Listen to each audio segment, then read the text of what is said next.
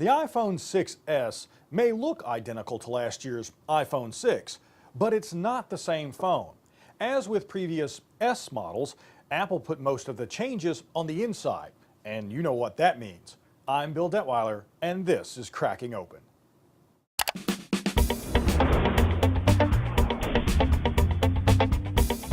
Hold an iPhone 6 next to an iPhone 6s, and you'd be hard-pressed to tell the two apart.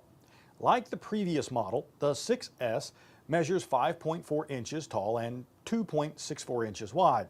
It's a few millimeters thicker and about half an ounce heavier, but I doubt most people will notice these differences. The 6 and 6s both have a 4.7-inch Retina HD display, but the newer phone features Apple's 3D Touch technology, which can detect how much pressure you apply to the screen.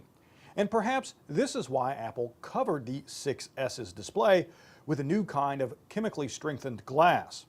Now, in addition to using stronger glass, Apple also used a different aluminum on the 6s.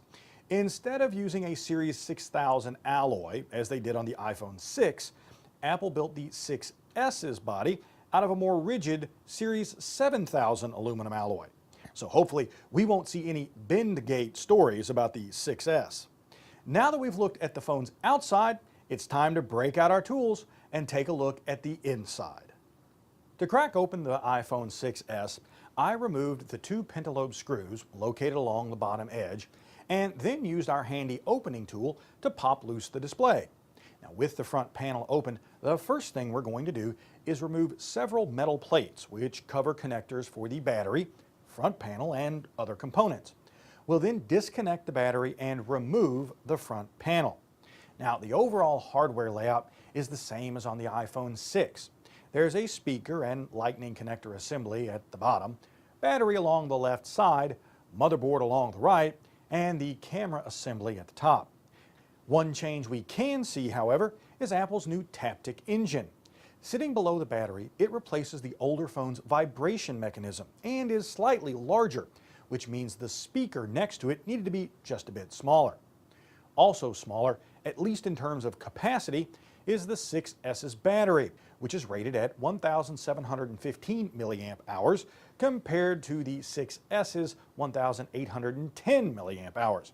Now, despite this reduction, Apple claims battery life on the 6s will be the same as it was on the older phone.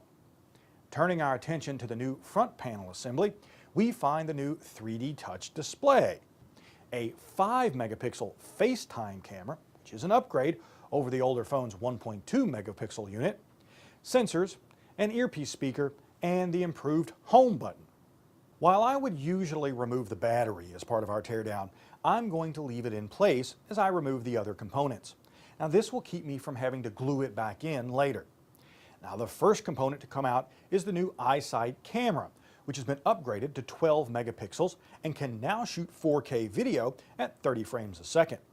A small antenna comes out next, and then after removing a few screws, dealing with a new hex head standoff, and detaching the remaining connectors, we can lift out the motherboard. Now, unfortunately, the shields that cover the iPhone 6s's motherboard are soldered in place, obscuring our view of the new A9 processor and M9 motion coprocessor that's built in, and most of the other chips. As I want to put this phone back together in working order, I'm going to leave the shields in place. The last pieces to come out are the speaker assembly and the Taptic engine. Still attached to the case are the headphone and lightning connector assembly, volume buttons, ringer switch, power button, and a slew of connector wires. Now, most of these components are held to the case with both screws and adhesive. If any of these components were damaged, removing them and replacing them wouldn't be difficult, but I don't want to risk damaging them during removal, so I'm going to leave them where they are. Except for a small S label on the back of the iPhone 6s and a newly available rose gold finish, the phone looks identical to last year's 6. Looks, however, can be deceiving.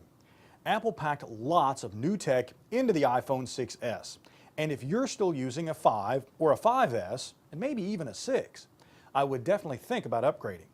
For a complete list of specs, pricing, and real-world performance tests, check out the full CNET review. To see more teardown photos and read my full hardware analysis, go to techrepublic.com/cracking open.